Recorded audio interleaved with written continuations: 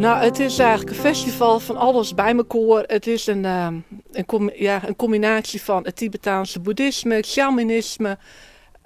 We hebben een healingsfield waar verschillende healings komen.